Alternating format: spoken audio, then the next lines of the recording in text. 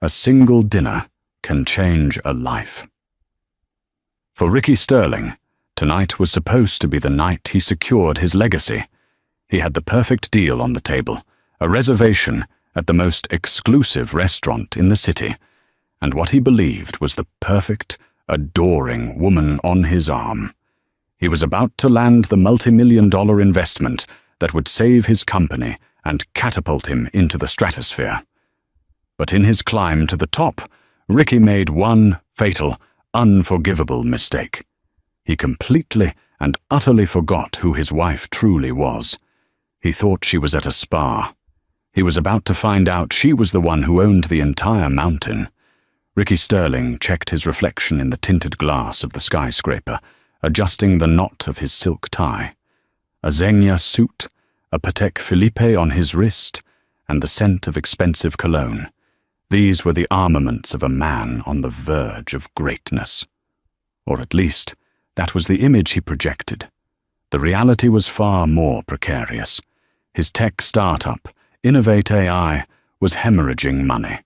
The brilliant algorithm that was meant to revolutionize logistics was proving too costly to scale, and his initial investors were getting nervous. He was weeks, maybe days, away from total collapse. Tonight was his lifeline. A Hail Mary pass in the form of a mysterious, ridiculously wealthy investor. "You look incredible, Rick," a sweet voice purred beside him. He turned, a practiced, charming smile spreading across his face. Claire Vance looked up at him, her eyes wide with a mixture of adoration and ambition he found intoxicating. She was 26, a junior marketing associate at his company, with sharp features and a hunger to climb the corporate ladder that matched his own. She was also his mistress. "Not as incredible as you, Claire," he said, his hand finding the small of her back. She was wearing a crimson dress that was both elegant and audacious, a statement piece he had bought for her specifically for this occasion. "Tonight we're a power couple." Claire's smile widened. "So, tell me again about this investor. You've been so secretive." "Because they are secretive," Ricky explained, guiding her toward the valet. "It's a private equity firm, Reed Vanguard Holdings. They're old money, but they've been making aggressive tech plays. The person we're meeting is the final decision maker, the one who signs the checks. Goes by E.V. Reed. No first name, just initials. Old school, powerful. My sources say he's ruthless but fair. If he likes the pitch, we're golden. $10 million golden." Claire's eyes practically glittered. "And you're sure it's a he?" Ricky chuckled, a deep, condescending sound. "Trust me, in that world of finance, the ones with that kind of power, the ones who hide behind initials, they're always men. Probably some 70-year-old titan of industry named Edward or Eugene." He opened the door to his black Mercedes, the engine humming to life. As Claire slid in, he glanced at his phone. A single text from his wife, Evelyn, sent hours ago. "Have a productive week, honey. The spa is divine. Just what I needed. Love you." He typed a quick reply.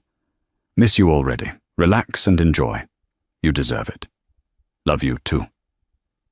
He felt a small, fleeting pang of guilt, which he quickly smothered with a wave of self-justification.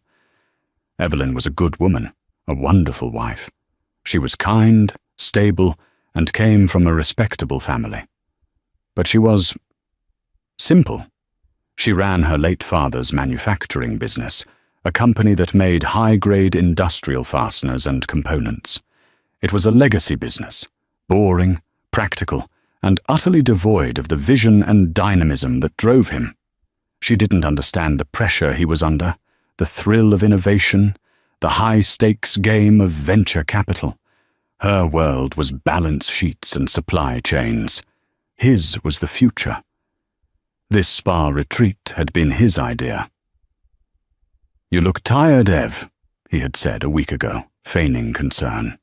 "You should take some time for yourself. Go to that place in Napa you love. Unplug." She had agreed, her smile grateful and unassuming. It was the perfect cover. With Evelyn blissfully getting massages and facials 100 miles away, he was free to wine and dine his new investor, with his exciting, dynamic new woman by his side. Bringing Claire wasn't just about desire, it was a strategic move. She represented the youthful, forward-thinking energy of his company. She was part of the brand. Evelyn, with her sensible shoes and talk of profit margins, would have been an anchor. "So," Claire said, snapping him out of his thoughts as they merged onto the freeway. "When he signs the deal, what's the first thing we do?" Ricky reached over and squeezed her thigh. "First, I secure the company. Then, I start making some changes in my life. Big changes. For us." It was a lie, mostly. He had no concrete plans to leave Evelyn. Divorce was messy and expensive. But it was the promise Claire needed to hear, the fuel that kept her loyal and eager. "I can't wait, Rick," she whispered, her voice breathy with excitement.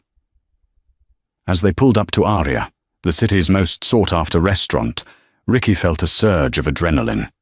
The maitre d', a severe-looking man named Jean-Pierre, greeted him by name. "Mr. Sterling, a pleasure. Your table is ready. The Burgundy Room, as requested." "Excellent, Jean-Pierre. My guest, Mr. Reed, has he arrived?" "Not yet, sir. You are the first." "Perfect." He led Claire through the hushed, opulent dining room, past tables of city councilmen and tech billionaires. The Burgundy Room was at the back, a private space with a single large mahogany table, floor-to-ceiling windows offering a breathtaking view of the city skyline, and its own dedicated waiter. This was his stage. Everything was perfect. The lighting, the view, the vintage bottle of Chateau Margaux he'd pre-ordered. He and Claire settled in, making small talk, the anticipation building with every passing minute. Ricky mentally rehearsed his opening lines, the key data points, the vision he would sell. He was ready. He was in command. At precisely 8:05 p.m., 5 minutes after the reservation time, the waiter quietly approached. "Mr. Sterling, your guest has arrived." Ricky stood up, smoothing the front of his jacket. He put on his million-dollar smile, the one that had charmed investors and disarmed rivals. "Excellent. Send them in." He extended his hand, his eyes fixed on the door, ready to greet the old man who held his future in his hands. The door opened, and Ricky Sterling's perfectly constructed world didn't just crack, it vaporized. Time seemed to warp, stretching and compressing in the span of a single heartbeat. Ricky's hand, extended in a gesture of welcome, remained frozen in midair. His million-dollar smile faltered, twitching at the corners before collapsing entirely into a mask of slack-jawed disbelief.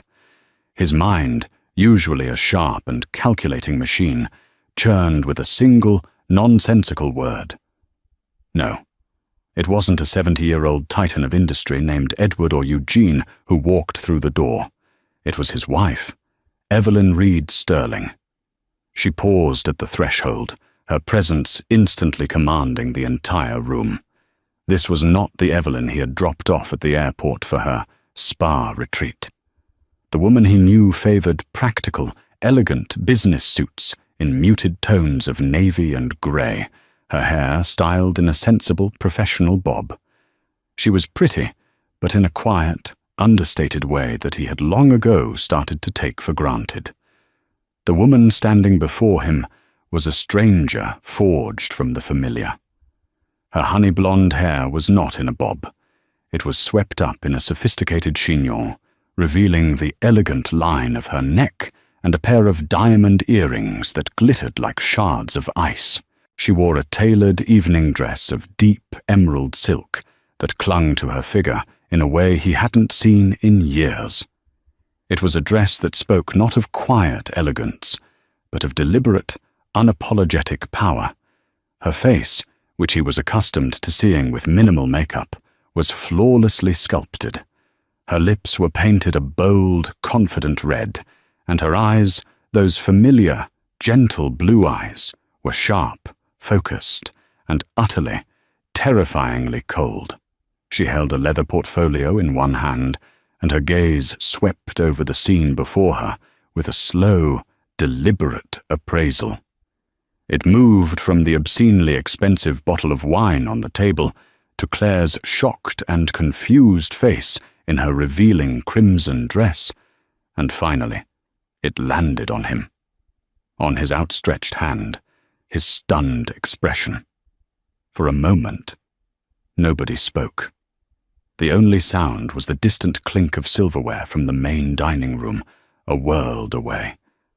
Claire looked from Ricky to Evelyn and back again, her brow furrowed. A dawning horror began to creep into her expression as she connected the dots. The name. Reed. Evelyn's maiden name.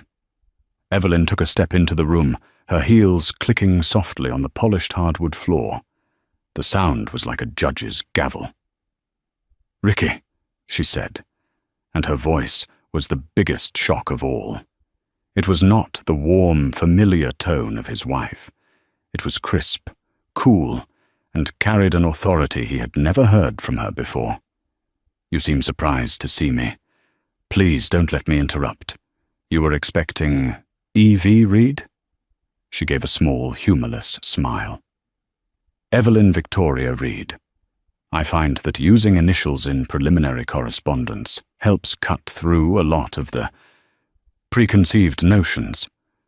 You'd be amazed how many men assume a venture capitalist must also be a man. Isn't that right?" Ricky finally managed to lower his hand, his arm feeling impossibly heavy. His throat was dry.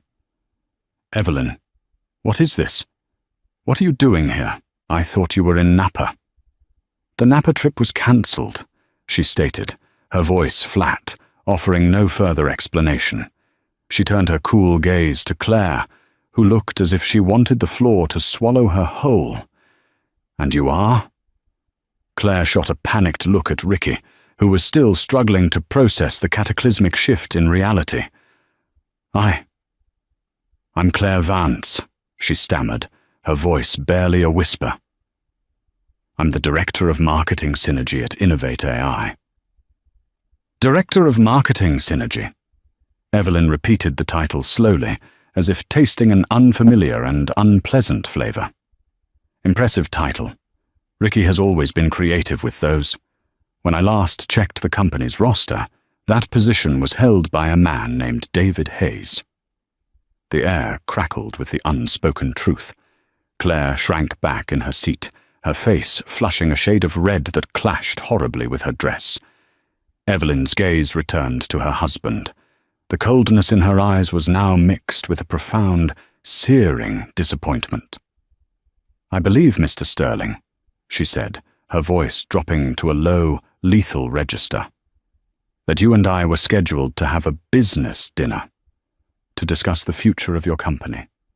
I don't recall Miss Vance's presence being on the agenda. It seems you've made a rather significant clerical error." She placed her portfolio on the table with a soft, definitive thud. "This meeting is about a $10 million investment. It requires a certain level of professionalism and discretion, qualities that appear to be in short supply tonight." She looked directly at Claire, her expression not one of anger, but of complete and total dismissal, as if she were addressing an errant child who had wandered into a boardroom. "Miss Vance, your presence here is inappropriate and no longer required. You may leave." It wasn't a request. It was an order, delivered with the absolute certainty of someone accustomed to being obeyed. The power dynamic in the room had been irrevocably altered. Ricky Sterling, the would-be king in his private room, was no longer in charge. He hadn't been from the moment she had walked through that door. Claire, utterly humiliated, fumbled for her clutch purse on the table. She looked at Ricky, her eyes pleading for him to say something, to defend her, to fix this nightmare. But Ricky was silent. He was a statue, his mind reeling as the two separate worlds he had so carefully curated, his stable home life with his simple wife and his thrilling, high-stakes professional life with his ambitious mistress, had just collided with the force of a supernova. And in the wreckage, he was beginning to understand that the woman he had dismissed as a background character was, in fact, the one who had written the entire play. Claire scrambled to her feet, her chair making a discordant scrape against the floor. The sound was unnaturally loud in the suffocating silence. Her face was a canvas of humiliation and fury. She shot one last, desperate look at Ricky, a silent appeal for him to intervene, to assert the authority he had so confidently displayed just moments before. Ricky met her gaze, but his eyes were vacant. He was a man in freefall, the ground having vanished from beneath him. He offered nothing. No defense, no explanation, no comfort. In that moment, Claire saw him for what he was, a hollow man, a pretender, stripped of his borrowed crown. The power she had been so attracted to was an illusion, and its source was the very woman now dismissing her like a servant. With a strangled sob of pure mortification, Claire turned and fled the room, her crimson dress a slash of colour against the muted elegance of the restaurant as she disappeared. The waiter, who had been standing discreetly outside the door, glanced in with a flicker of professional curiosity before pulling the door softly shut, leaving Ricky and Evelyn alone in the burgundy room. The silence that descended was heavier than stone.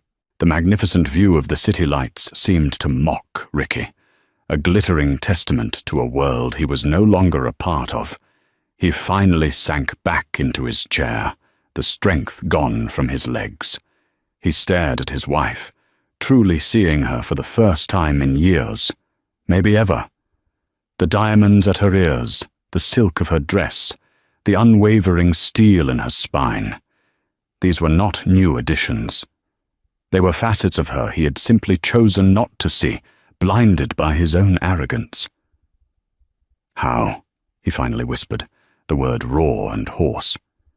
"How did you read Vanguard Holdings? How?" Evelyn did not sit. She remained standing, a position of dominance. She walked over to the table and calmly poured herself a glass of water from the crystal carafe, her movements fluid and controlled. "My father was a brilliant businessman, Ricky. He built Reed Manufacturing from nothing, but he was also a traditionalist. He believed in tangible assets, machinery, real estate, physical products. He never trusted the volatility of the stock market or the ethereal nature of venture capital." She took a slow sip of water. "But I am not my father." She set the glass down. "When he passed away 3 years ago and I took over, I did exactly what you always condescendingly advised me to do. I modernized, I streamlined production, automated where I could. Reed Manufacturing became so efficient, its profits tripled in 2 years. That created significant capital that needed to be put to work." She gestured around the room. "So, I founded a holding company, a private one, Reed Vanguard Holdings, a way to honor the past, Reed, and invest in the future, Vanguard. I hired the best financial minds in the country, people you've only read about in the Wall Street Journal, and for the last 2 years, while you were busy playing the visionary with Innovate AI, I was quietly, methodically building an empire." Ricky's head was spinning. The boring family business he had so often patronized wasn't just stable. It was a cash-generating behemoth. The wife he thought was content with spreadsheets and inventory reports was operating on a level he could only dream of. "Why didn't you tell me?" he asked, his voice laced with a pathetic blend of accusation and hurt. A bitter laugh escaped Evelyn's lips. It was a sharp, ugly sound. "Tell you? Why, Ricky? So you could offer your expertise? So you could advise me on how to run my business, just as you've run yours into the ground. So you could see my success not as our success, but as a new source of funding for your next failing venture. Or perhaps so you could feel even more emasculated than you already did, and find comfort in the arms of girls like, what was her name? Claire. The name hung in the air between them, venomous and sharp. I know everything, Ricky, she said, her voice dropping again to that dangerously quiet level.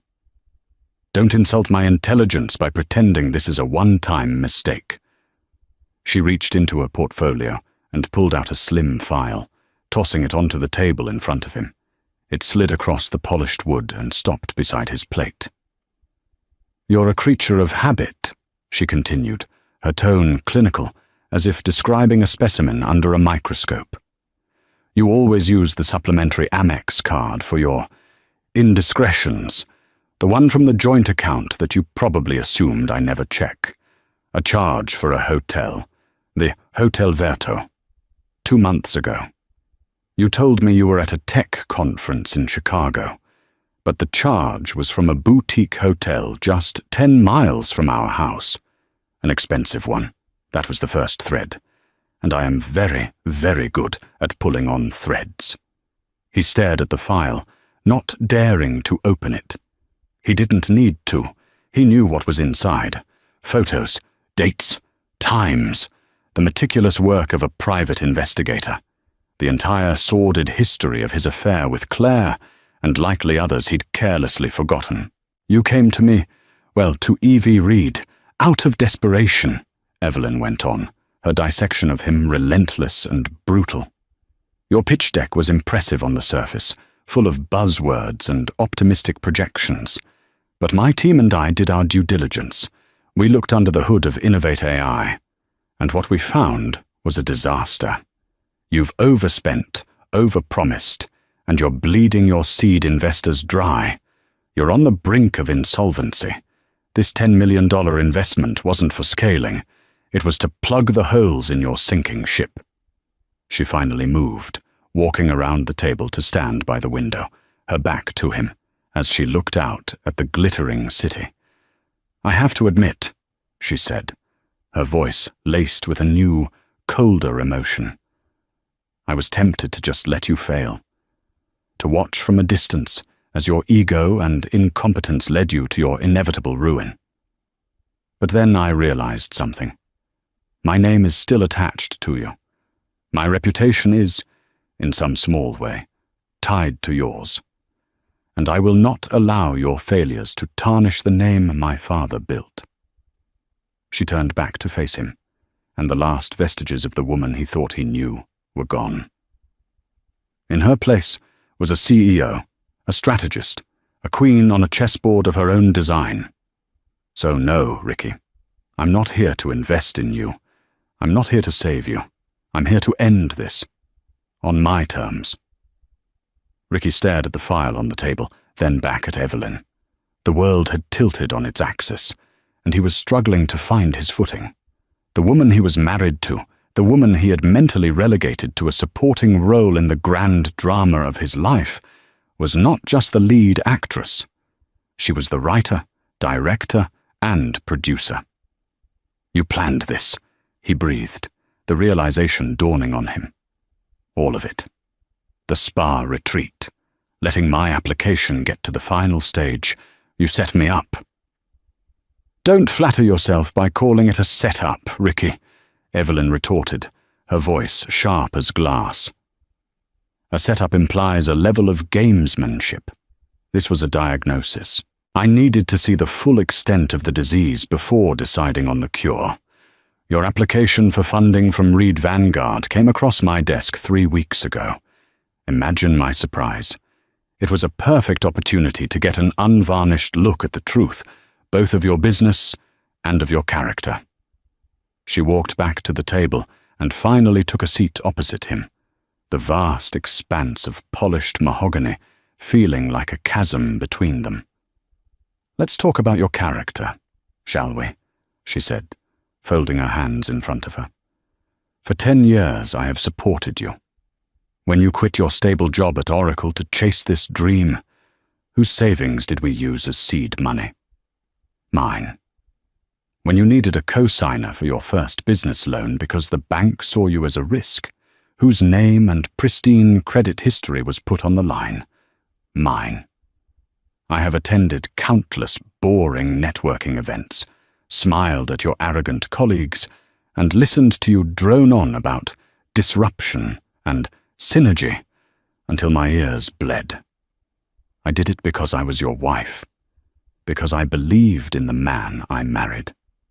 Her voice, for the first time, held a tremor of genuine, raw pain, but it was quickly suppressed, replaced by a cold fury. And how did you repay that loyalty? You patronized me. You treated my business, the business that paid our mortgage, funded our lifestyle, and bankrolled your fantasies, as a quaint little hobby. You lied to me. And you brought that child to a dinner where you intended to beg for money, thinking you could present her as a symbol of your dynamic brand. She leaned forward, her eyes locking onto his. Did you really think I was that stupid? That blind? Or did you just not think of me at all? Ricky had no answer. The truth was, he hadn't thought of her at all. In his mind, she existed in a separate sphere, one that didn't intersect with his ambitions or his indiscretions. She was the stable, predictable foundation upon which he could build his exciting, unpredictable life. He had never considered that the foundation might have its own architecture, its own power. I'm sorry, Evelyn, he mumbled. The words felt hollow, inadequate, a child's apology for breaking a priceless vase. Sorry, she scoffed. Don't you dare say you're sorry. Sorry is what you say when you accidentally bump into someone. It is not a word that can encompass this level of betrayal. You're not sorry for cheating on me. You're sorry you got caught in the most humiliating way imaginable. She was right. The deepest emotion he felt at that moment wasn't remorse, but a profound, sickening shame. He had been so sure of his own brilliance, his own superiority. He had viewed the world and everyone in it as pieces on his personal chessboard. Now, he was looking across the board at the true master of the game, realizing he had been a pawn all along. Let's move on to the business, Evelyn said, her tone shifting back to that of a CEO. She opened her own portfolio, the one she had placed on the table. Because your personal failings are, frankly, no longer my primary concern. They are merely a symptom of the same arrogance that has crippled your company. She slid a document across the table. It was a detailed analysis of Innovate AI, prepared by her team at Reed Vanguard. It was brutal. Your core algorithm is clever, she conceded. Genuinely innovative. It's the only real asset you have. But everything around it is a mess. Your burn rate is catastrophic. You've spent nearly $1 million on office aesthetics and perks, a kombucha tap for God's sake, while your top engineers are being headhunted by competitors because you can't afford to match their salary offers. Your marketing strategy, presumably led by Miss Vance, is all buzz and no substance, with a customer acquisition cost that is 3 times the industry average. She tapped a finger on a specific line item. And this is my favorite part. You listed your projected 5-year revenue at $50 million. A bold claim, but you based it on securing 3 major shipping contracts that, according to my sources, have all provisionally signed with your main competitor, Logicor, because you failed to deliver a working beta on time. Every word was a hammer blow, systematically dismantling the last remnants of his self-deception. He had been telling himself these were temporary setbacks, hurdles on the path to glory. Hearing them laid out so clinically so dispassionately, by his wife, he was forced to confront the truth. He wasn't a visionary on the brink of success. He was a failure on the brink of collapse. "So you see, Ricky," Evelyn concluded, her voice devoid of any emotion, "Innovate AI as a going concern is worthless to me. An investment of $10 million wouldn't save it. It would just postpone the funeral." Ricky felt a cold dread creep up his spine. "So, you're just going to walk away?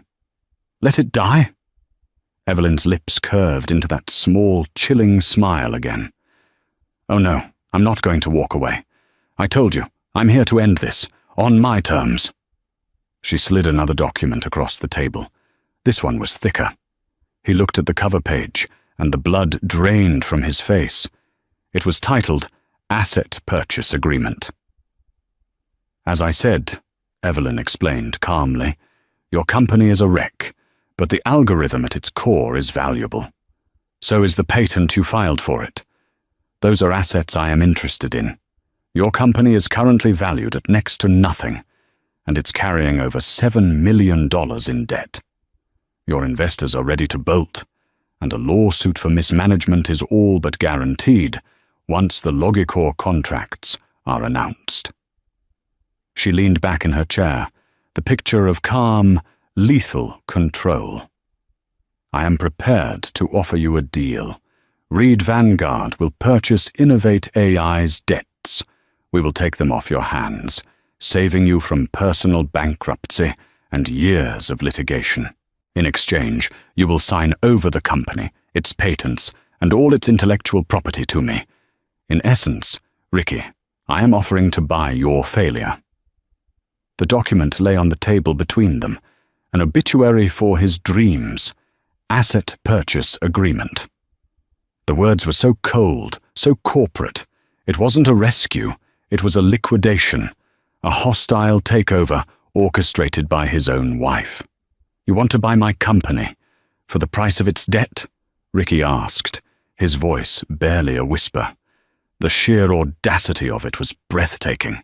It was a predator's move, something he would have admired in anyone else. Coming from Evelyn, it was devastating. "You want to take everything I've built?" "Built?" Evelyn's eyebrows rose. "Let's be honest, Ricky. You haven't built a company. You've built a facade, a very expensive, very unstable facade around one good idea. An idea, I might add, that you couldn't execute. I'm not taking what you've built. I'm salvaging the one valuable component from the wreckage before the whole thing sinks into the ocean." He shook his head, a desperate denial taking root. "No, I won't do it. I'll find another investor. I'll figure something out." Evelyn sighed, a sound of weary patience, like a teacher dealing with a particularly slow student. "Another investor?" "Ricky, my team at Reed Vanguard is one of the most respected due diligence teams in the country. A summary of their findings, the ones I just outlined for you, will be circulating among the venture capital community by morning. I won't even have to leak it. Bad news travels fast. No one will touch Innovate AI with a 10-foot pole after tonight. You are radioactive." She was right. The financial world was small. Once word got out that E.V. Reed had passed on the deal after a final meeting, everyone would know something was deeply wrong. His reputation, already fragile, would be shattered. "And what about your other options?" she continued, relentlessly pressing her advantage. "You can declare bankruptcy. The court will appoint a trustee who will sell off the company's assets for pennies on the dollar to pay off your creditors. The algorithm, the patents, they'll go to the highest bidder. It might be Logicor, it might be me. But you will get nothing. In fact, since you signed personal guarantees on some of those loans, I checked, they will come for our house, the house my father paid for." The mention of the house was a deliberate, piercing blow. He felt the last of his fight drain out of him. He was cornered, outmaneuvered at every turn. He had walked into this dinner believing he was the player, only to discover he was the prize being carved up. "Why are you doing this, Evelyn?" he asked, his voice cracking. "Is this revenge? To punish me for Claire?" Evelyn was silent for a long moment, considering the question. "At first, yes," she admitted, her voice losing its hard edge for a fraction of a second, revealing the bruised heart beneath. "When I first saw the investigators' photos, all I felt was rage. I wanted to destroy you. I wanted to make you feel as small and as foolish as you made me feel." She looked away, towards the window. "But as I dug into your business, as I saw the depth of your incompetence and deceit, the emotion changed. It became clearer. This isn't about punishment, Ricky. This is about control. You took control away from me in our marriage. You made a mockery of my trust and my commitment. I will not allow you to do the same to my financial security and my family's legacy. This is me taking back control." She turned her gaze back to him, her eyes clear and resolute. "The algorithm you developed is brilliant. In the hands of my engineering team, integrated with Reed Manufacturing's logistics network, it could genuinely revolutionize the industry. It could be worth billions. I am not letting that potential die with your ego. I am a businesswoman. This is a sound business decision." The cruelty of it was its logic. She had stripped the emotion away and turned his personal and professional collapse into a calculated acquisition. She wasn't just the scorned wife, she was the shrewd investor, capitalizing on a distressed asset. He looked down at the agreement. His signature on that line would mean the end of everything. Innovate AI would cease to be his. His name would be scrubbed from its history. He would be a footnote. "What happens to me?" he asked, the question small and pathetic. "That depends on you," Evelyn said. "Sign the agreement tonight, and the transfer is clean. Reed Vanguard assumes the debt. You walk away with nothing, but you also owe nothing. You'll be free from the lawsuits and the creditors. You'll have a chance to start over, somewhere else, as someone else. And if I don't sign? If you don't sign, I will walk out of this room, and by 9 a.m. tomorrow, I will have filed for divorce. I will also contact your primary investors, Mr. Gable and Mrs. Hayes, and as a professional courtesy, I will share my team's analysis of Innovate AI's financial health with them. Their lawyers will be on you by noon. Your company will be dead by the end of the week, and you'll be buried in litigation for the next 5 years. The choice is yours." It was checkmate. A flawlessly executed, utterly ruthless checkmate. There were no more moves to make. He thought of Claire, fleeing in humiliation. He thought of his investors, whose money he had squandered. He thought of his employees, whom he had failed. And he thought of Evelyn, this stranger sitting across from him, who had outplayed him so completely. With a trembling hand, Ricky reached for the pen that lay beside the contract. The Patek Philippe on his wrist felt like a cheap prop. He uncapped the pen. The sound was like a gunshot in the silent room. He looked at Evelyn one last time, searching for any hint of pity, of regret, of the woman he once knew. He found none. All he saw was the cool, appraising gaze of Evie. Reed, the investor who had just closed the deal of a lifetime. He signed his name, the dream of Ricky Sterling, tech visionary, died right there on the table of the Burgundy room at Aria. The moment the ink of his signature dried, a profound and irreversible shift occurred. It was as if a spell had been broken. The power, the ambition, the very identity he had constructed for himself evaporated into the rarefied air of the restaurant. He was no longer Ricky Sterling, CEO. He was just Ricky, a man with an expensive, useless watch and a suit he no longer had a reason to wear. Evelyn took the signed document, her movements precise. She reviewed his signature with a practiced eye, then slid it neatly back into her portfolio. She did not gloat. There was no triumphant smile. There was only the quiet efficiency of a transaction completed. "My lawyer, Mr. Harrison, will be in touch with yours tomorrow morning to finalize the transfer," she said, her voice purely business.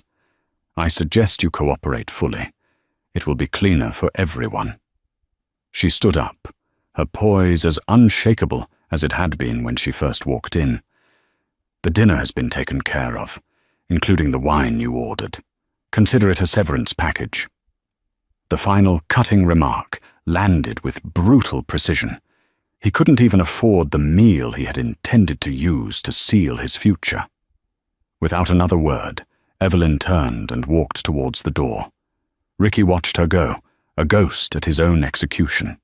Her emerald dress, her confident stride, the quiet power she radiated. It was the image of a woman fully realized, a woman stepping into her own spotlight. As her hand touched the doorknob, he spoke her name, one last time. "Evelyn." She paused, her back still to him. "Was any of it real?" he asked, the question raw with a desperation he didn't know he was capable of. "Our life? Our marriage?" She was silent for a long moment. When she finally answered, her voice was softer, tinged with a distant, weary sadness that was somehow more devastating than her anger. "I was real, Ricky," she said, without turning around. "The problem is, I don't think you ever were." And then she was gone. The door clicked shut behind her, sealing him in the silent, opulent tomb he had chosen for himself. He sat there for a long time, staring at the empty chair where she had sat. The waiter eventually came in, a silent, discreet man trained to be invisible. He cleared the plates, removed the wine glasses, and refilled Ricky's water glass, all without a word, as if tending to a wax figure in a museum of failure. Finally, Ricky managed to get to his feet. His legs felt unsteady. He walked out of the burgundy room, through the main dining hall. He could feel the eyes of the other patrons on him, though he knew it was his own paranoia. He saw himself as they must see him, a man utterly defeated, the ghost of a feast. Outside, the valet brought his Mercedes around. The car, once a symbol of his success, now felt like a borrowed costume.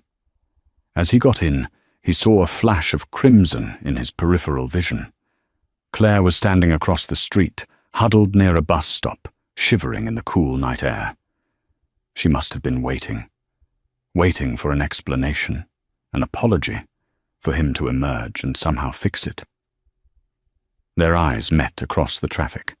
He saw the accusation, the disillusionment, the pathetic hope dying in her gaze. He had nothing to offer her. He was a sinking ship, and she knew it.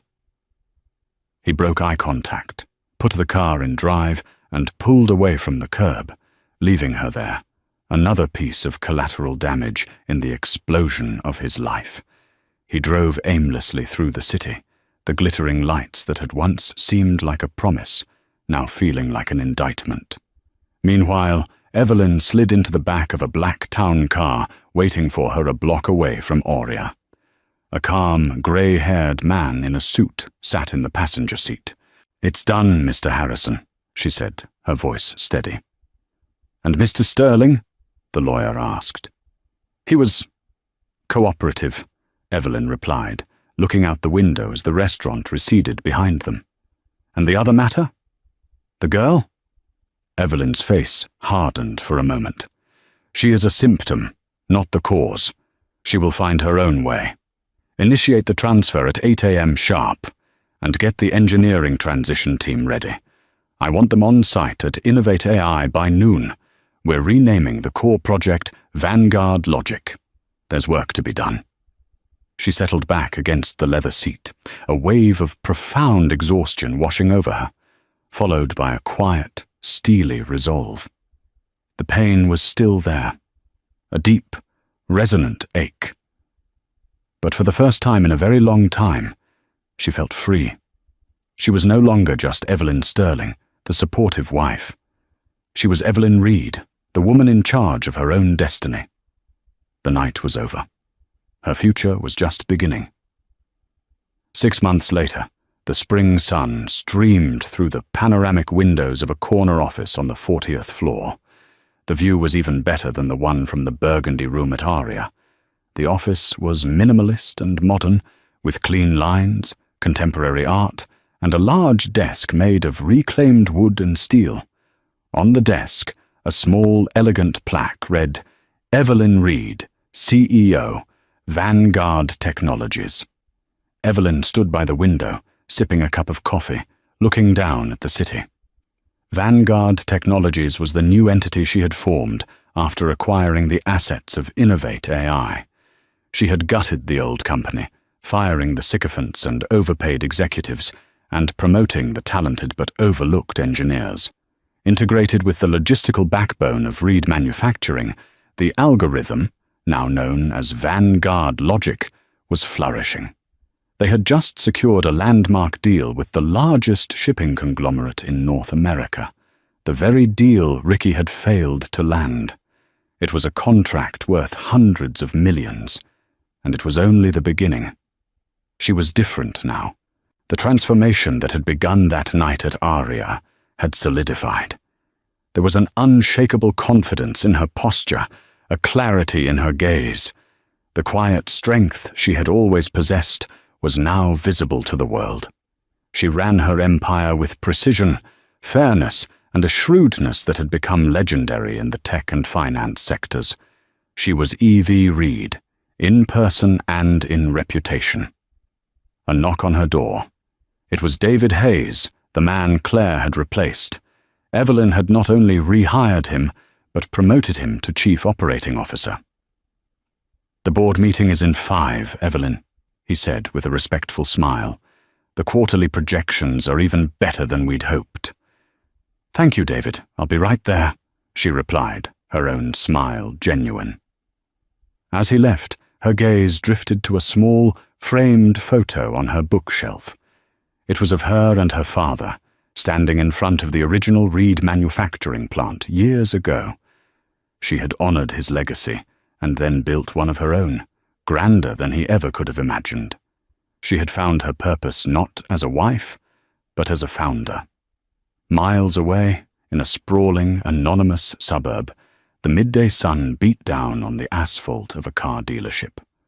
A man in a slightly too tight polo shirt with a Sterling Auto logo embroidered on it approached a young couple browsing the minivans. "Looking for something safe and reliable for the family?" he asked, his voice strained with a manufactured enthusiasm. It was Ricky. The Patek Philippe was gone, replaced by a cheap digital watch. The Zegna suits were replaced by company-issued khakis. After the fall of Innovate AI, he had been a pariah. His name was toxic in the tech world. His friends had vanished.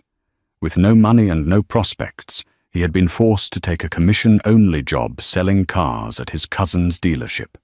He spent his days reciting scripts about fuel efficiency and trunk space, his nights in a small, rented apartment that smelled of stale coffee. He sometimes saw articles about Vanguard Technologies and its brilliant, enigmatic CEO, Evelyn Reed. He would read them with a hollow ache in his chest, a mix of envy, regret, and a strange, distant pride. He had seen the brilliance in her, right at the very end. He just hadn't been man enough to recognize it when it mattered. He never heard from Claire Vance again. A quick search online revealed she had moved to another state and taken a low-level marketing job. She too had been cast out of the story. As Ricky explained the benefits of stow-and-go seating, he caught his reflection in the polished chrome of a minivan's hubcap. The face that stared back was tired, defeated, and painfully ordinary. The king had become a commoner, haunted by the ghost of a queen he had created and then betrayed. He had wanted to build a legacy, and in a way he had. He was the man who had dinner with his mistress, only to discover his wife owned the restaurant, the table, and his entire world. It was a cautionary tale he would carry with him for the rest of his life. 1 year later, the city's philanthropic elite gathered for the annual Children's Foundation Gala. The event was held in the crystal ballroom of the Grand Astoria Hotel, a cavern of glittering chandeliers and the soft clinking of champagne flutes. At the center of it all, a quiet center of gravity, in a stunning midnight blue gown, was Evelyn Reed. In 12 short months, she had become not just a force in the tech world, but a celebrated benefactor. Vanguard Technologies was the gala's title sponsor, and her name was on the lips of everyone in the room. She moved through the crowd with an easy grace, accepting compliments and engaging in quiet, meaningful conversations. She was no longer just in her element. She was the element. At the far edge of the room, near a service entrance, a man in a rented tuxedo nursed a glass of sparkling water.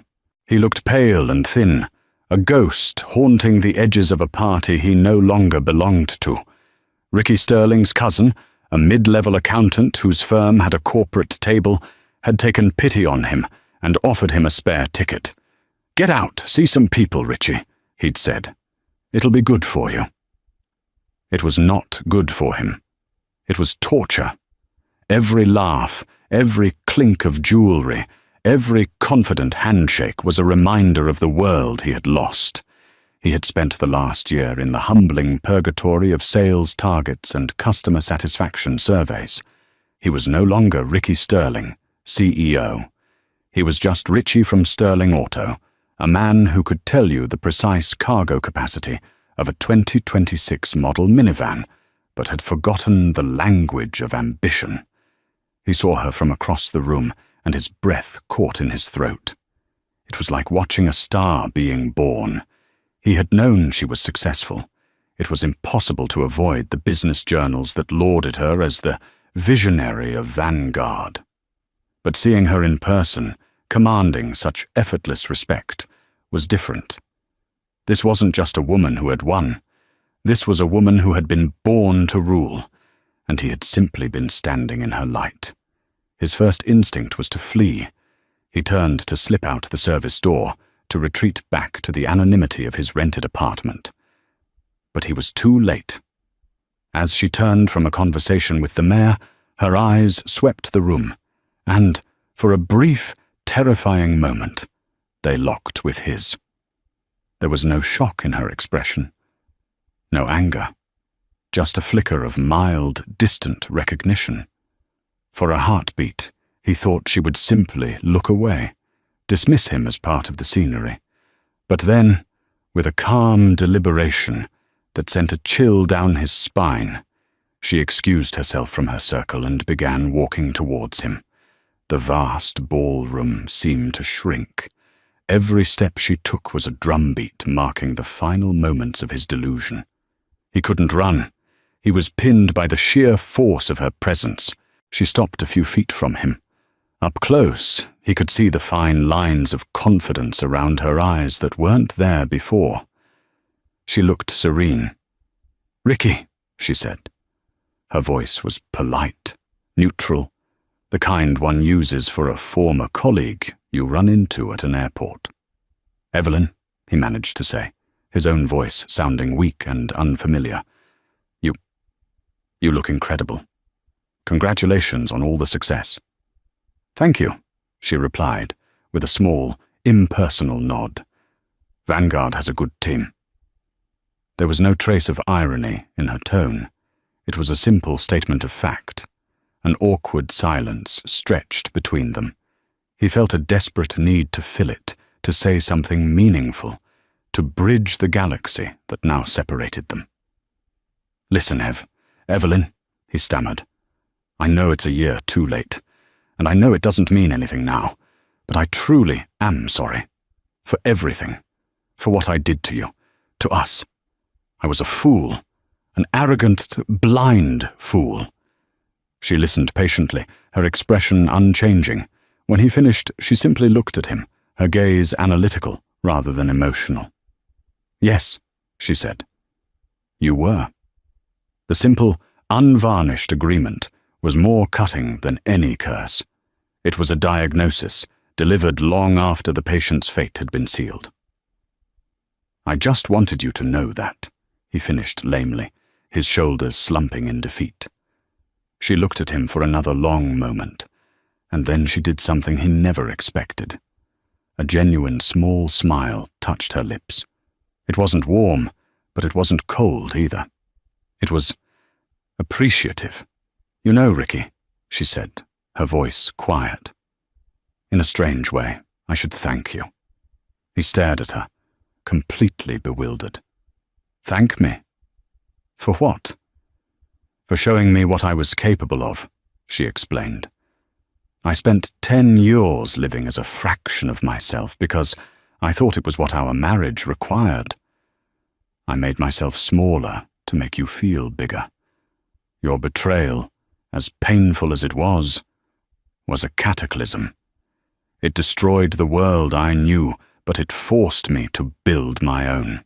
I wouldn't be standing here tonight as myself if you hadn't done what you did." She wasn't forgiving him. She was assessing him. He was a data point in her history, the catalyst in an equation that had led to her own greatness.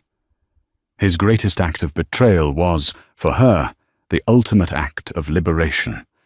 It was the final, most devastating twist of the knife. He wasn't even the villain of her story anymore. He was just the prologue. "I hope you find your own way, Ricky," she said, her voice softening with a touch of sincere, distant pity. "Goodbye." With that, she turned and walked away, gliding back towards the center of the room, leaving him standing alone by the service door.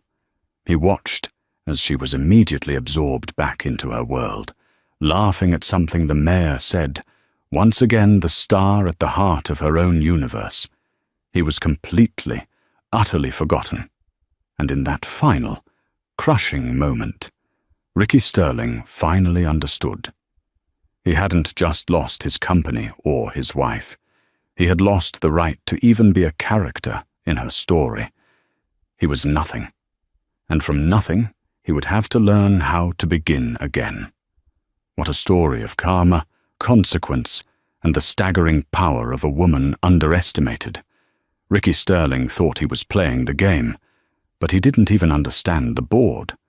Evelyn's journey from a quiet supporter to a corporate titan is a powerful reminder that the strongest people aren't always the loudest. She didn't just get revenge.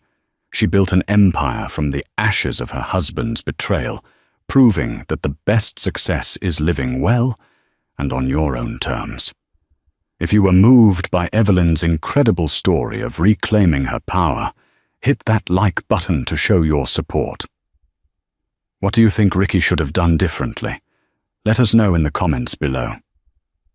Share this video with someone who needs to see that the quietest people often have the most to say. And of course, if you love stories of epic twists and satisfying justice, make sure you subscribe and hit the notification bell so you never miss an update. Thanks for listening.